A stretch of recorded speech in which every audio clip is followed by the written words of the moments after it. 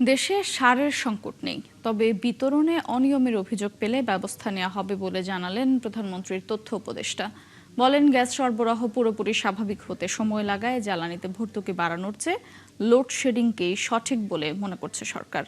এক প্রশ্নের জবাবে তথ্যমন্ত্রী আন্দালিব রহমান পার্থ বলেন, ফাঁসের দণ্ডপ্রাপ্ত শেখ হাসিনাকে ফিরিয়ে আনতে ভারতের আদালত পর্যন্ত গড়ালে সেটা তার জন্যই সুখকর হবে না। শারমিন নীরার প্রতিবেদনে বিস্তারিত। সরকার বলছে সার আছে, কিন্তু ডিলার বলছে নেই। এই অবস্থায় ক্ষুব্ধ হয়ে কুড়িগ্রামের ভুরুঙ্গমারীতে ডিলারের গুদাম ভেঙে প্রায় 200 বস্তা সার নিয়ে যায় চাষিরা।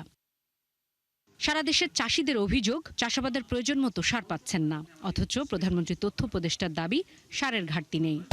ব্রেকিং নিউজ, এয়ারটেল এখন সার্কেল। সার আমদানির অনুমোদন দেওয়া হয়েছে, কোনো ঘাটতি যেন না হয়। 24 আগস্ট 2026 তারিখে সরকারি ক্রয় কমিটির বৈঠকে 3,65,000 মেট্রিক টন সার আমদানির অনুমোদন দেওয়া হয়েছে। এর ঠিক এক সপ্তাহ আগে কানাডা, রাশিয়া এবং সৌদি আরব থেকে আরও 1,15,000 টন অনুমোদন দেওয়া হয়েছিল। 24/8/2026 ইউরিয়ার মজুদ আছে 4.822 লক্ষ metric ton, TSP 3.69, DAP 3.68, MOP 1.46, মোট 13.65 লক্ষ মেট্রিক টন মজুদ আছে। তিনি আরো জানান, গ্যাস সরবরাহের উন্নতি হচ্ছে, তবে পুরোপুরি স্বাভাবিক হতে সময় লাগবে। মধ্যপ্রাচ্য পরিস্থিতির কারণে এই সংকট দীর্ঘ হতে পারে। এই অবস্থায় ভর্তুকি বাড়ানোর চেয়ে লোডশেডিং ম্যানেজমেন্টকে গুরুত্ব দিচ্ছে সরকার।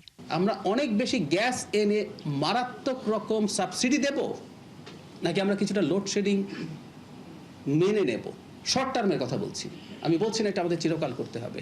সেই সিদ্ধান্তের একটা জায়গায় আমার মনে হয় আমাদের আসতে হবে। ক্রাইসিস আছে, আমরা জনগণকে আমাদের প্রতি অন্তত খানিকটা সহানুভূতিশীল থাকার অনুরোধ করব। আমরা সর্বোচ্চ চেষ্টা করছি। সরকারের নিয়মিত সংবাদ সম্মেলনে উপস্থিত তথ্যমন্ত্রীকে সাবেক প্রধানমন্ত্রী শেখ হাসিনাকে ভারত থেকে ফিরিয়ে আনার বিষয়ে প্রশ্ন করলে জবাব দেন তিনি।